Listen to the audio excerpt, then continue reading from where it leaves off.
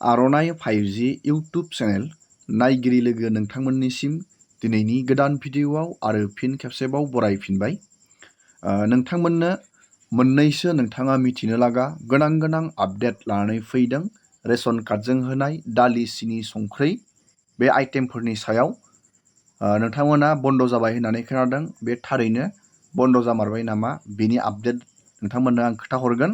आरो लोगोसे PM किसाननि must important update लानानै फैदों। मानो होनोब्ला PM किसाननि रांखौ नैबे जुन जुलाइनि गेजेरावनो सोगोन। जुदि नोंथाङाबो PM किसाननि रां मोनबाय थायो, नोंथाङा मिथिनो लागा मोनसे गोनांथार आपडेट लानानै फैदों। नोंथाङा एबारनि PM किसाननि रांखौ मोनाबो जानो हागौ जुदि नोंथाङा मोनसे डकुमेन्ट गभर्नमेन्टनो होनो हायाबा। मा डकुमेन्ट होनांगोन, बेखौ बोरैहाय बानायनांगोन, बेनि मस्ट इम्परटेन्ट आपडेट नोंथांमोननो खोन्थाहरगोन दिनैनि भिडिअ'आव। आरो लोगोसे किसान क्रेडिट कार्ड बेनि मोनसे बिग आपडेट खोन्थाहरगोन। जुदि नोंथाङा जेनुइन खेथियक, नोंथाङा किसान क्रेडिट कार्डनि जोहै एजियावनो बेंकआव लन मोनो। बे किसान क्रेडिट कार्ड थायोब्ला नोंथाङा बेखौ बोरैहाय एप्लाइ खालामनो हायो आरो लोगोसे बोरैहाय मोनगोन, मा डकुमेन्ट नांगौ, बेनि A to Z आपडेट आं नोंथांमोननो खोन्थाहरगोन। मानो होनोब्ला किसान क्रेडिट कार्ड थायोब्ला नोंथाङा बेंकआव थांनाय लोगो लोगोनो 2 मिनिटनि गेजेरावनो नोंथाङा एजियावनो खेथि मावनो थाखाय लन मोननाय जायो। बेफोर गासैबो आपडेटखौ आं नोंथांमोननो दिनैनि नैबे सुंद' भिडिअ'नि जोहै फारि फारि खोन्थानो नाजागोन। जुदि नोंथाङा इन्टारेस्टेड, भिडिअ'खौ जोबजासे नायलांबाय थाबानो जाबाय।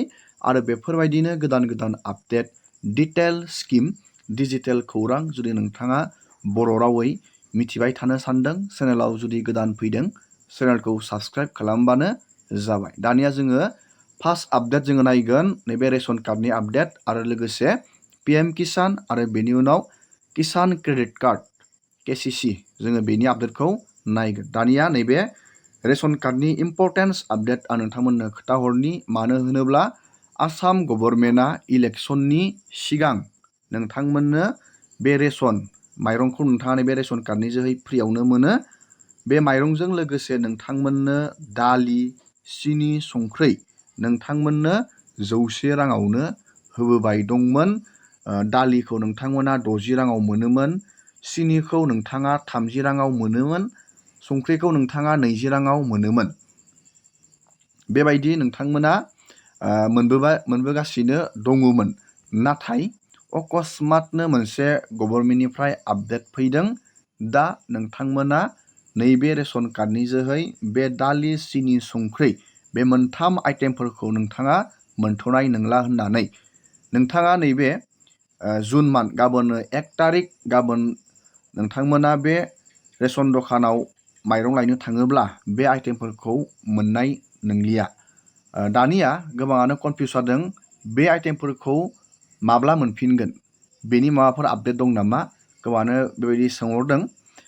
नोंथांमोना बे आइटेमफोरखौ मोनथ'नाय नंला। मानो होनोब्ला गभर्नमेन्टआ बेयाव कुनु टाइम टेबोलनि बाथ्रा बुङाखै। जास्ट नोंथांमोना बे आइटेमफोरखौ रेशन कार्डनि जोहै मोनथ'नाय नंला। नोंथाङा गावबागावनो एसे सानना नायबानो जाबाय मानि थाखाय बे आइटेमफोरखौ होदोंमोन आरो मानो थबनो बेखौ बन्द खालामनानै होखो। नोंथाङा बेखौ गावबागावनो एसे साननानै नायबानो जाबाय।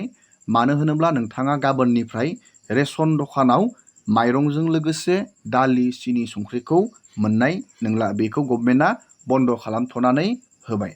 दानिया बे आपडेटआ जोब्बाय। दानिया जोङो PM किसाननि मोनसे इम्परटेन्स आपडेटखौ जोङो नायगोन। दानिया जोङो सावरायनि PM किसान सन्मान निधि यजना स्किमनि बेनिफिसारिफोरनि मोनसे बिग आपडेट। मानो होनोब्ला नोंथांमोना बयबो मिथिखायो, नैबे PM किसाननि 23 इनस्टलमेन्टनि रांखौ जुन जुलाइनि गेजेरावनो सोगोन।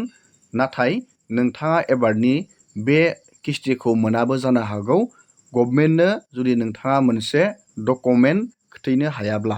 आरो लोगोसे जाय बिथांमोननिया अकस्मातनो PM किसाननि रां हाबबाय थानाया स्टप जादों, बन्द जादों, नोंथांमोननिबो मोनसे बिग आपडेट। मानो होनोब्ला गोबांनियानो रां मोनखाबोबाय थानाया PM किसाननिया स्टप जानानै रांखौ मोनाखै नोंथांमोननिबो बे मोनसे आपडेटआवनो नोंथांनिबो खामानि जाखागोन। मानो होनोब्ला एबारो गभर्नमेन्टआ मोनसे डकुमेन्ट बिदों पिएम किसाननि बेनिफिसारिफोरनियाव नोंथांमोना पिएम किसाननि रांखौ मोनबाय थानो लुबैदोंब्ला नोंथाङा मोनसे डकुमेन्ट होनांगोन। बेनो जाहैबाय फार्मार आइडि।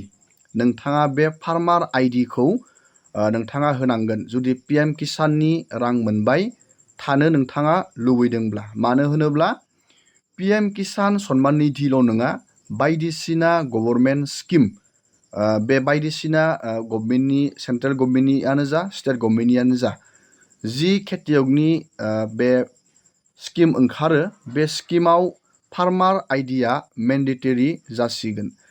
नोंथांमोना मोनसे अपडेट नायबानो जाबाय। आं मोनसे भिडिअ क्लिप होना होनी।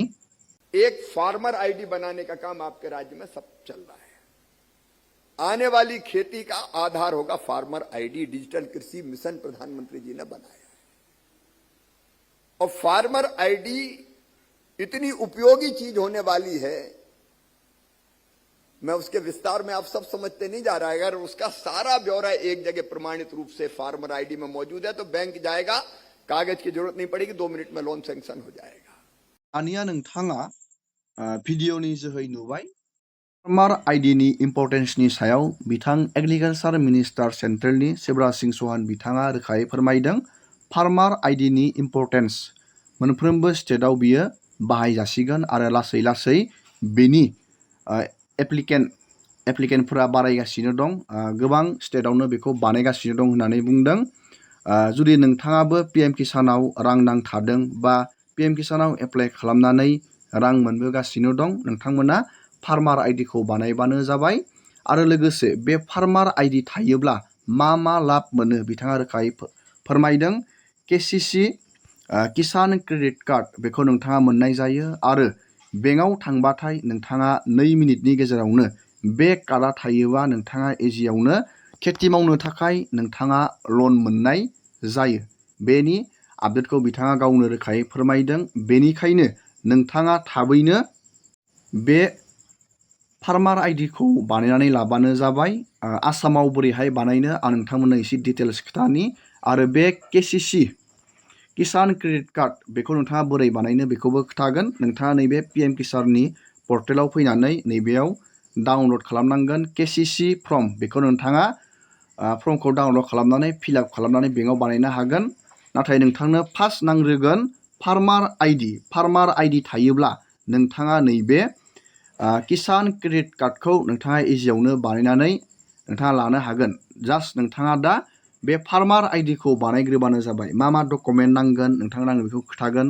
आरो लोगोसे नोंथाङा बे फार्मार आइडिखौ बोरैहाय बानायनो बेनि आपडेटखौ आं नोंथांमोननो खोथाहरनि। नोंथाङा बे फार्मार आइडिखौ एप्लाइ खालामनो थाखाय नोंथाङा नैबे गुगोलाव फैनांगोन आरो नैबे आसाम फार्मार रेजिस्ट्रियाव नोंथाङा बेयाव क्लिक खालामनानै होनांगोन। आसामावबो नोंथाङा एप्लाइ खालामनो हायो। बेयाव नोंथाङा क्लिक खालामनानै बेयाव मोनसे पेज गेवगोन। सार्भारा एसे प्रब्लेम जादों। नोंथाङा नैबेयाव क्लिक खालामनानै बिनि एप्लाइनि डिटेल्सखौ नोंथाङा नायनो हागोन। आं क्लिक खालामसेयावबो बेयाव सार्भारा एसे प्रब्लेम देखायदों। जास्ट नोंथाङा बेखौ हारसिङै मबाइलजों एप्लाइ खालामनो हानाय नङा। नोंथाङा CSC सेन्टाराव भिजिट खालामनानैसो फार्मार आइडिखौ एप्लाइ खालामनो नांगोन। बेनि आं A to Z मोनसे डिटेल्स बिनि लाना फैबावगोन। नोंथाङा बेयाव एप्लाइ खालामनो थाखाय नोंथांनि हानि बे खाजोना रसिद बा लेन्ड हल्डिं, आधार कार्डजों लोगोसे मबाइल नाम्बार लिंक थानाय बेंक एकाउन्ट बेबायदि नोंथाङा डकुमेन्टफोरखौ लांनानै फार्मार आइडिखौ नोंथाङा एप्लाइ खालामनानै लाबानो जाबाय। नोंथांनि थाखाय मस्ट इम्परटेन्ट बे फार्मार आइडिया मोनसे डिजिटेल नोंथाङा आइडि मोनगोन, मोनसे कार्ड मोनगोन। आं नैबे स्क्रिनाव होना दोनदों। नोंथाङा बेबायदि मोनसे कार्ड मोनगोन। नोंथाङा बेखौ बानायबानो जाबाय। जाय बिथांमोना पिएम किसानाव रां नांथानानै दं लोगोसे रां मोनबाय थायो, जुदि नोंथाङा फार्मार आइडिखौ बानायाबा नोंथांनि पिएम किसाना दानजानोबो हागौ। मानो होनब्ला गोबांनियानो दानजागासिनो दङ। आरो लोगोसे बे फार्मार आइडिया जानाय लोगो लोगोनो नोंथाङा बेंकआव थांनानै किसान क्रेडिट कार्डखौ नोंथाङा एप्लाइ खालामनो हागोन आरो नोंथाङा लनबो लानो हागोन। दिनैनि भिडिअखौ आङो बेखिनियावनो फोजोबबाय। नोंथांमोना भिडिअखौ नायनानै मोजां मोनदोंबा लाइक खालामबानो जाबाय। चेनेलाव जुदि गोदान फैदों चेनेलखौ साबस्क्राइब खालामबानो जाबाय। एसेनोसै दिनैनि भिडिअआ।